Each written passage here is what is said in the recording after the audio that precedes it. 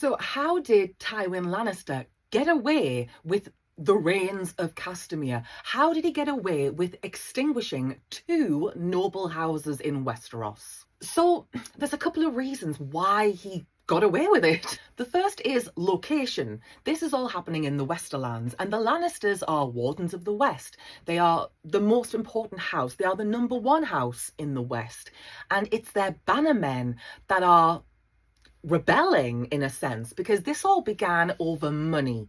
The Rains and the Tarbecks were not wanting to pay their taxes, they weren't wanting to pay their fair share. The Rains and the Tarbecks, they were challenging the Lannister rule, and it's the job of House Lannister to keep the West in line, to keep everything as it should be. So with House Rain and House Tarbeck doing what they do and being so defiant and basically being shit stirrers and troublemakers, I think generally people agreed there needed to be a response to houses disrespecting their liege lords. And any area, any region would feel concerned. You would be worried in case somebody in your region had the same kind of idea. So respond and punish them, yeah, but I think the issue is how far Tywin took it. There's punishing people and then there's extinguishing their houses so they don't exist anymore. I think people understood that, yeah, you do need to maintain order. You can't have your bannermen refusing to pay their way. And the way that, say it with me, the Bible, the world of ice and fire, puts it, though the brutality of his methods drew censure from some, none could dispute that Ser Tywin, as he was at the time, restored order to the Westerlands after the chaos and conflict of his father's rule. The second thing is the timing. This all happened just as Tywin and his brothers were returning from fighting in the War of the Ninepenny Kings, which was the last of the Blackfyre rebellions. So they do really well and they get great renown. They've outdone themselves, they've proved themselves as young lads, and they come home and they realise, oh, people are trying House Lannister. So it's almost like the momentum, the war mindset just carries on. And Tywin is like, well, that's the enemy. They need to be vanquished. All of the respect that Tywin had got from the War of the Ninepenny Kings, that could all disappear if he comes home and you have the Tarbecks and the Rains disrespecting House Lannister, because his dad was not going to do anything about this. I think most people agreed something needed to be done, but Tywin, fresh off the battlefield as it were, comes storming in like a bull in a china shop. The third thing is in regards to the Iron Throne, the crown, you want them on your side. And House Targaryen, they would have a vested interest in making sure that what the Rains and the Tarbecks didn't become commonplace. You don't want any house refusing to pay their taxes. But as far as we know, Tywin did not seek out the blessing of the monarch, who at the time was King Jaehaerys II.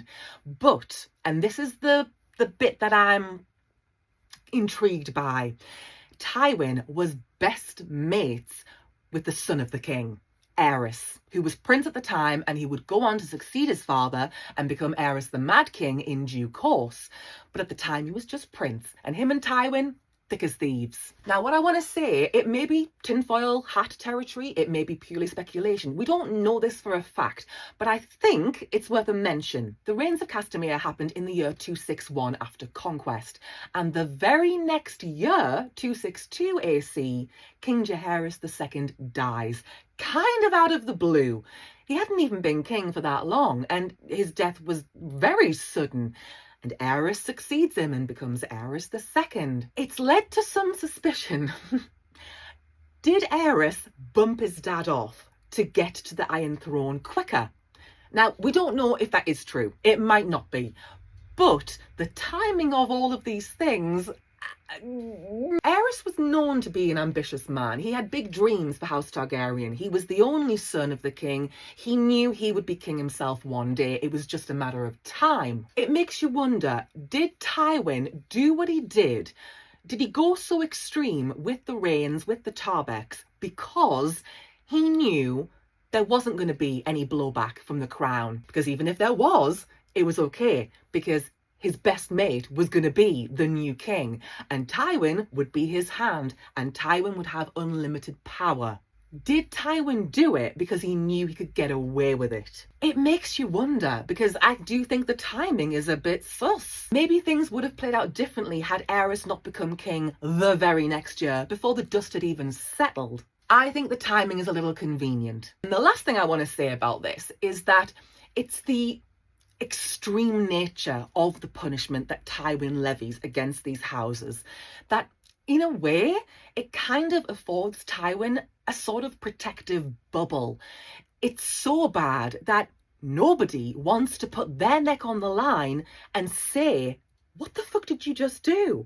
Nobody wants to be the one to stick their head above the parapet, lest they face Tywin's rage. Sometimes people do things that are so bad because they know it's so shocking, people won't know what to say, and nobody will want to be the one to say anything. Would you want to put your hand up and say, Tywin, you were wrong? Especially with his bestie now sitting on the Iron Throne? I wouldn't say shit. This is why I think Tywin gets away with it. I think it's a combination of these factors. I think it was a risk, it was a bluff, it was a gamble. He rolled the dice and he got away with it.